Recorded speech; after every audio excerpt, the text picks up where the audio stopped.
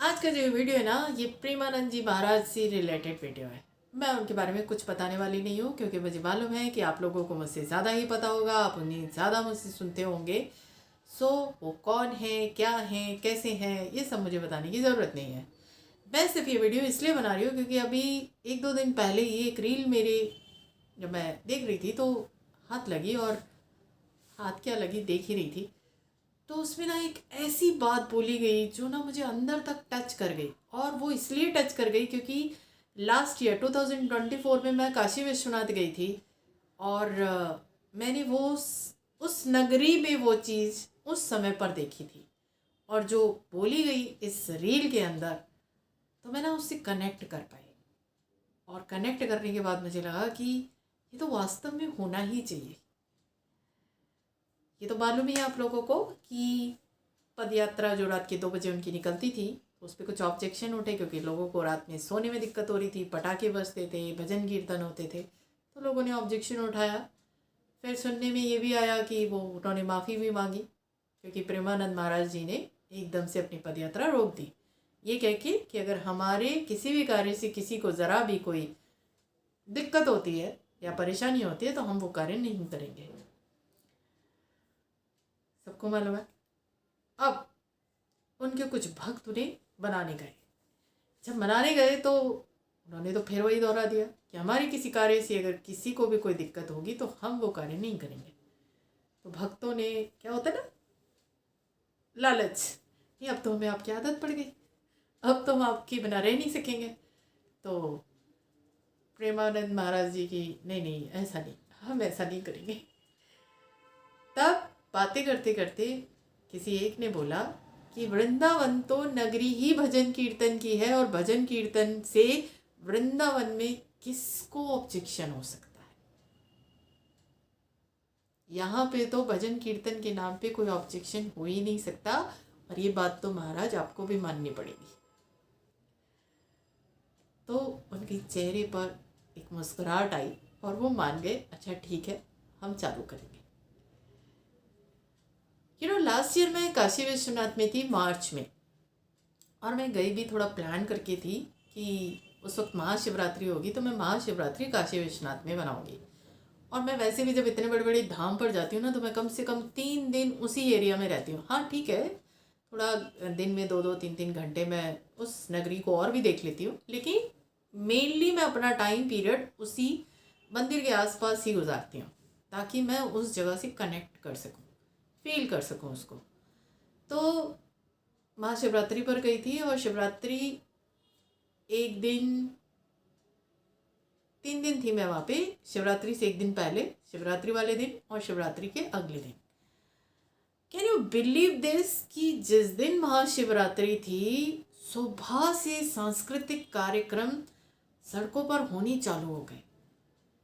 और सुबह के समय तो कुछ संस्थाओं ने किए थे, तो वो पूरी तरीके से ड्रेसअप थे और बड़े कल्चरल वे में वो, मतलब म्यूज़िक चल रहा था, और वही सांस्कृतिक तरीके से, किसी भी तरीके के कोई फिल्मी सॉन्ग वगैरह नहीं थे, बड़े सांस्कृतिक वे में वो सब चल रहा था। और 12 बजे तक, 1 बजे तक मैं वो सब देखती रही, फिर 2-3 घंटे के लिए कि चलो मैं काशी का कुछ और पार्ट देख लेती हूँ। एंड वापस मैं शाम को 4-5 बजे फिर आ गई।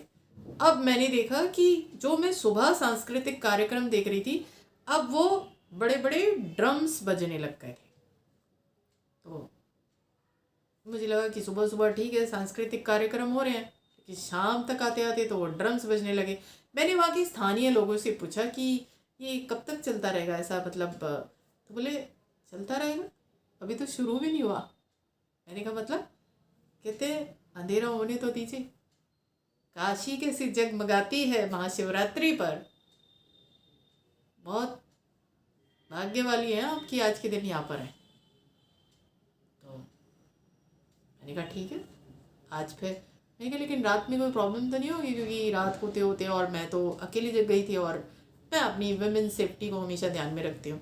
तो उन्होंने कहा ये पूरी रात चलेगा, आज मज़े ले लीजिए, आपको जितने लेने हैं, भक्ति के आनंद के मज़े ले लीजिए।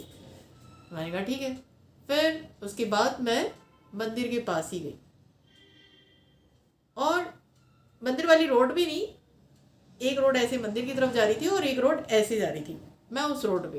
कैन यू बिलीव दिस कि शाम होते होते वहाँ पर इतने बड़े बड़े स्टेज सज गए और पूरी काशी में, जहाँ काशी विश्वनाथ का मंदिर है, पैर रखने की जगह नहीं है, हजारों की तादाद में लोग। और वो पहला ऐसा कार्यक्रम था जहाँ मैंने ज़रा भी, मैन भी है विमेन भी है, कोई बदतमीजी होते हुए नहीं देखी। कोई बॉलीवुड सॉन्ग्स वगैरह नहीं चल रहे हैं, बस सब इस धुन में है कि शिवजी जी की बारात निकल रही है। और म्यूज़िक तो है, और वो बॉलीवुड टाइप वाला म्यूज़िक था, बट वो बॉलीवुड के गाने नहीं थे। एंड सब झूम रहे हैं, डांस कर रहे हैं जैसे खुद के घर की बारात निकल रही है। उस टाइम पे पता है मेरे को रियलाइज़ हुआ कि हजारों साल पहले ये हुआ, ये बारात अभी तक वैसी ही चल रही है।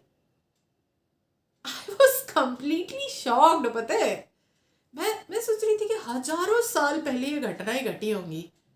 अगर ये वास्तविक तौर पर हैं तो ये हजारों साल पहले घटी, या हजारों साल पहले भी शिवजी जी की ऐसी बारात नहीं निकली होगी जैसी आप निकल रही है। और एक बारात आ रही है इस रोड से, फिर एक बारात आ रही है इस रोड से, फिर एक बारात आ रही है इस रोड से। मतलब जितनी संस्थाएं होंगी उन्होंने सबने अपनी अपनी बारातें निकाली होंगी। और मैं सोच रही थी ये कब तक और कितनी बारातें निकलेंगी। तो उन्होंने कहा अभी असली बारात तो निकली नहीं है। मैंने कहा वो कहाँ से निकलेगी? कहते हैं वो बारात निकलेगी मंदिर के आगे से होते हुए। दूसरी छोटी जो बारातें थी वो भी। तो मैंने कहा उसमें क्या होगा, उसमें भी यही चल रहा होगा। कहते नहीं, वो बारात अलग होगी। जो वैसी बारातें थी तो उसमें उन्होंने बना रखी थी, जैसे यहाँ पे भी रामचंद्र जी की बारात निकलती है तो वैसे सब। लेकिन जो रात के 9 बजे के बाद बारात चालू हुई, कैन यू बिलीव दिस, मंदिर के आगे भस्म ही भस्म, उस पूरी बारात में भस्म ही भस्म। एंड मेरे सर पे सारा भस्म, मेरे कपड़ों के ऊपर, क्योंकि स्वेटर पहन रखा था मैंने, ठंड हो रही थी उस वक्त में, एंड कपड़ों पे भस्म ही भस्म। और मुझे ऐसा लग रहा है मैं भी भस्म में नहाई हुई हूँ। और वो जब उड़ाते थे उसे आसमान में, और वो जो, और रात की जो मेन बारात थी उसमें इतने बड़े बड़े डमरू, और चारों तरफ वो डमरू बज रहे हैं। मैंने ना पहली बार ऐसा नज़ारा देखा। पहला दिमाग में ये कि हजारों साल से भी ये चीज़ ऐसी चल रही है और आज भी लोग उसी इंटेंसिटी के साथ कर रहे हैं। और दूसरा कि क्या है ये, मतलब मैं ना ऐसे इतनी जल्दी चीज़ों को देख के खुश नहीं होती हूँ, लेकिन वहाँ पहली बार मैं किसी और ही दुनिया में चली गई थी। और इस बार भी मैंने सोचा था कि महाकुंभ के समय पे प्रयागराज जाऊंगी, वहीं से ही काशी विश्वनाथ चले जाऊंगी, क्योंकि मुझे लगा कि एंड में ना थोड़ी भीड़ कम हो जाएगी। बट ये भी अपने आप में ही एक नज़ारा था कि वो भीड़ बढ़ी और फिर वो अयोध्या में, काशी में, तो मैं नहीं जा पाई। लेकिन लास्ट ईयर जब मैं काशी में थी तब मैंने ये सोचा था कि अगली बार भी मैं या तो यहाँ आऊँगी, नहीं तो महाकालेश्वर जाऊँगी। महाशिवरात्रि की बारात मैं इतने बड़े बड़े धाम पर ही देखूँगी। अभी तक मेरा यही था कि मैं 12 ज्योतिर्लिंग करूँगी, और मैं बता देती हूँ कि मैं 12 में से 5 ज्योतिर्लिंग कर भी चुकी हूँ। लेकिन अब ना मेरे को अंदर से एक धुन उठती है। जो बारात मैंने काशी विश्वनाथ में देखी थी, महाशिवरात्रि तो मैं एक ज्योतिर्लिंग पे ही बनाया करूँगी, चाहे कोई सा भी हो।